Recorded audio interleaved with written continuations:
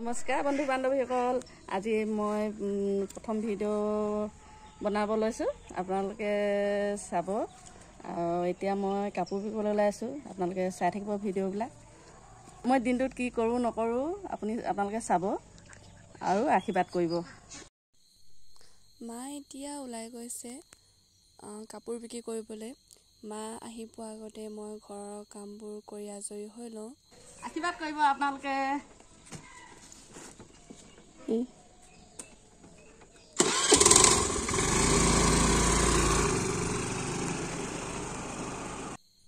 মা ঘৰ আহি পাওঁতে সন্ধিয়াই হৈ গ'ল।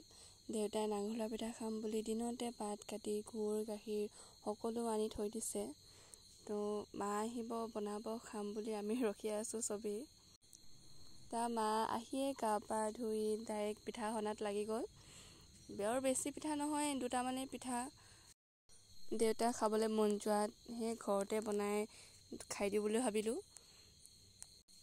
আপোনালোকে নাঙলা পিঠা খালে নাই জনাব দেই। আমাৰ এইফালে খেতি বাতি কৰি শেষ হোৱাৰ পাছত নাঙল ঘৰত উঠালে মানে এই নাঙল হোৱা পিঠাটো খায়, সেইকাৰণে ইয়াক নাঙল হোৱা পিঠা বুলিয়ে কয়।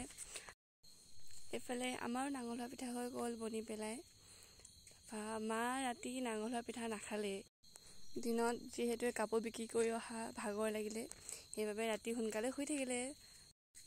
তাৰপৰা ৰাতিপুৱা উঠিয়ে লগালগ মুখ ধুই ডাইৰেক্ট বহি পেলাই পিঠা এটা ধুনীয়াকৈ খাই লৈছে। আজিলৈ ইমানেই। আপোনালোকৰ যদি ভিডিঅ'টো চাই ভাল লাগিছে তেন্তে এটা লাইক কৰি দিব আৰু কমেণ্টত জনাব দেই আপোনালোকে নাঙল ধোৱা পিঠা খালে নে নাই।